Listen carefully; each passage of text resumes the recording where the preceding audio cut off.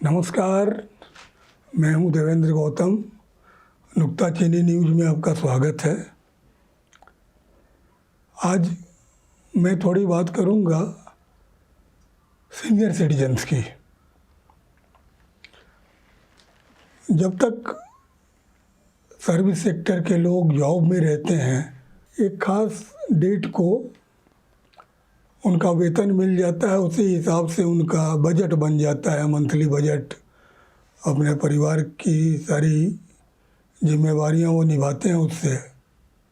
लेकिन जब वो रिटायर हो जाते हैं तो उनकी स्थिति बहुत ही दयनीय हो जाती है और उस समय उनकी देखभाल या उनके बारे में सरकार भी कुछ नहीं सोचती। मेरे पास अभी 3-4 दिन पहले एक व्हाट्सएप मैसेज आया था। बोकारो स्टील प्लांट के रिटायर्ड लोगों की एक संस्था है, सीनियर सिटीजन्स फैमिली। इस संस्था ने प्रधानमंत्री को एक खुला पत्र लिखा था जिसमें अपनी समस्याओं की चर्चा की थी। उसमें एक अधिकारी लिखते हैं कि 2012 में वो रिटायर हुए। उन्होंने 1 अगस्त 2012 को एक सरकारी बैंक में 40 लाख रुपए का फिक्स डिपॉजिट किया। आयकर अधिनियम का पालन करते हुए हर महीने उन्हें 35,352 रुपये मिल जाते थे सरकारी योजना के तहत। खर्च आराम से चल जाता था।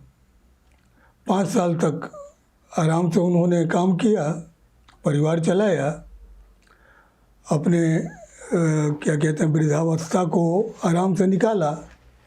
लेकिन 5 साल की अवधि जब पूरी हुई और उन्होंने दोबारा उसको री इन्वेस्ट किया, तब तक ब्याज दर में कमी आ गई थी और उनको उसके बाद मात्र 20,833 रुपये मिलने लगे। यानी कि पूरे करीब 15,000 का उनको नुकसान हो गया। 14,519 रुपये की कमी आ गई। और ये वो पीरियड था जबकि महंगाई भी तेज़ी से बढ़ रही थी, घरेलू बजट पर बोझ बढ़ता जा रहा था। अब महंगाई बढ़ रही है, खर्च बढ़ रहा है और आमदनी जो है वो घट गई।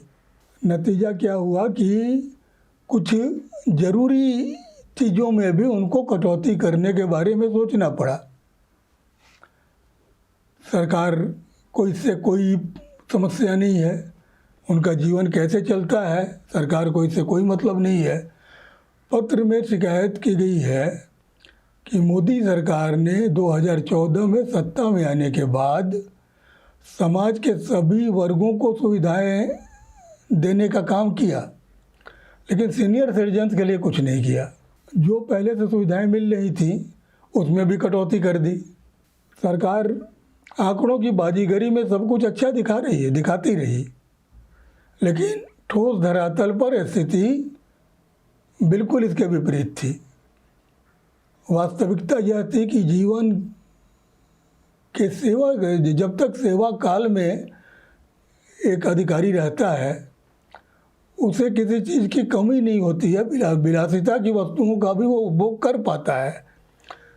लेकिन रिटायर होने के बाद जब आवश्यक वस्तुओं के लिए भी तरसना पड़े तो इसको क्या कहा जाएगा। बैंकिंग प्रणाली पर इस पत्र में सवाल उठाया गया है कि बैंकों में जमा धन और उसका ब्याज सही है कि आपूर्ति के सिद्धांत, मांग और आपूर्ति के सिद्धांत पर निर्धारित होता है। खाद्यान्न के दाम और कृषि उत्पादों के दाम मौसम के हिसाब से घटते बढ़ते रहते हैं, ये भी सही है। लेकिन अभी जो स्थिति है वो सामान्य किसी कीमत पर नहीं है। यह सरकार की नीतियों के कारण ज़्यादा विकट स्थिति हो गई है। सरकार चाहती है कि व्यापारियों और उद्योगपतियों को सस्ता कर्ज देना भी चाहिए, क्योंकि उस कर्ज का अगर सदुपयोग होगा तो अर्थव्यवस्था में सुधार आएगा। लेकिन स्थिति ये है कि सारे बैंक एनपीए की ज्वालामुखी पर बैठे हुए हैं। दर्जनों उद्योगपति बैंकों से हजारों हजार का कर्ज लेकर विदेश फरार हो गए हैं। जो देश में हैं उनकी भी कर्ज वापस लौटाने की कोई नीयत नज़र नहीं आती है, और एनपीए को राइट अप किया जाता रहा है, राइट ऑफ। और यह सारा कुछ होता है किस पर? तो जमाकर्ताओं के धन की कीमत पर। एक सर्विसमैन अपने सेवा काल में धन जमा करता है ताकि उसका बुढ़ापा आराम से कट सके। उस समय उसको पीएफ मिलता है, ग्रेच्युटी का पैसा मिलता है। पेंशन तो हमारे अटल बिहारी वाजपेयी जी के ज़माने से ही ख़त्म कर दिया गया था। जो पहले से जिनको मिलता आ रहा था उनको बाद में मिलता रहा।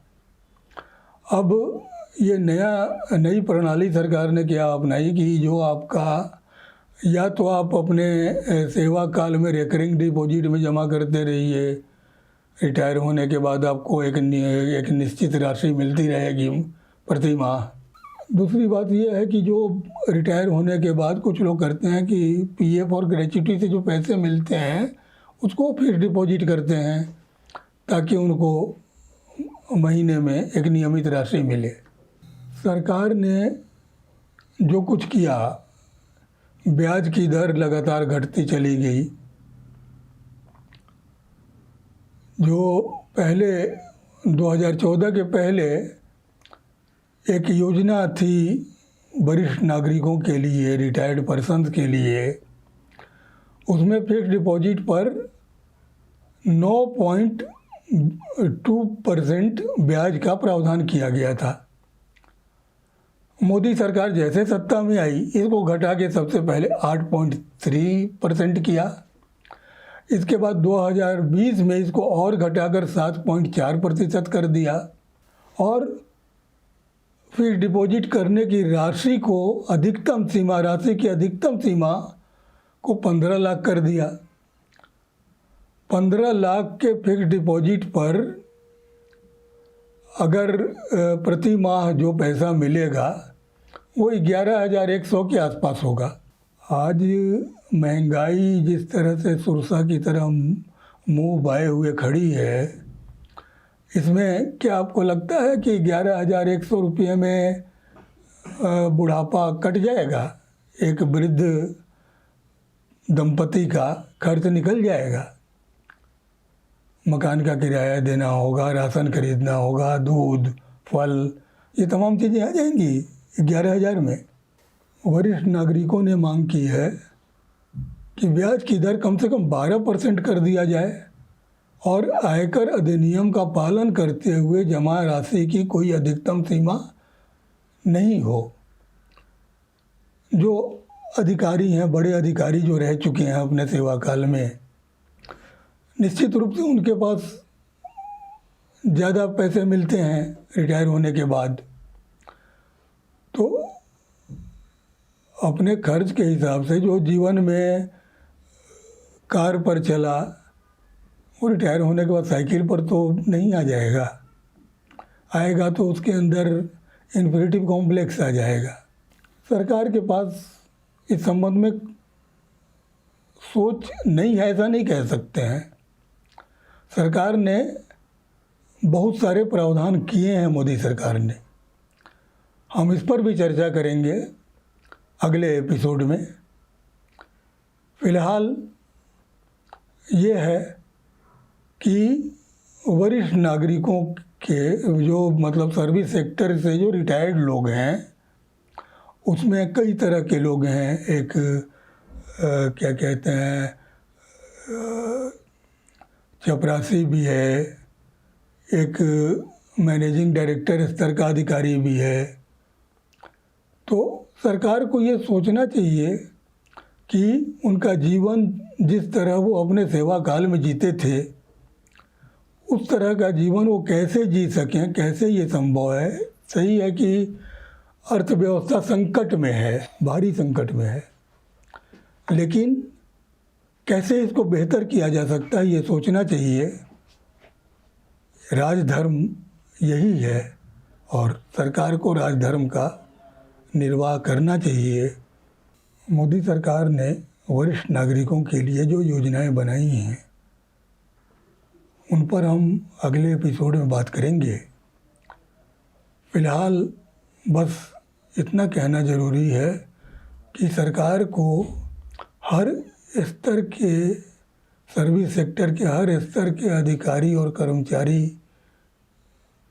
यहाँ तक कि चतुर्थ वर्गीय कर्मचारी तक के बारे में सोचना चाहिए कि उनका वृद्धावस्था का जीवन कैसे बेहतर हो सके, कैसे बेहतर चल सके। इसके बारे में सोचना ज़रूरी है। यही राजधर्म है और इसका निर्वहन सरकार को करना चाहिए। अगले एपिसोड में हम इस पर सरकार ने क्या सोचा है उस पर हम बात करेंगे। फ़िलहाल ये वीडियो बहुत लंबा ना हो इसलिए इजाज़त चाहूँगा। जाने के पहले सिर्फ एक आपसे अनुरोध है, रिक्वेस्ट है कि इस चैनल को सब्सक्राइब करें और कमेंट बॉक्स में जो भी प्रतिक्रिया हो वो दें। अच्छा बुरा जो भी हो, सही लगे बातें तो, गलत लगे तो, और बेल आइकन को ज़रूर दबा दें ताकि नोटिफिकेशन आपको सबसे पहले मिले। नमस्कार।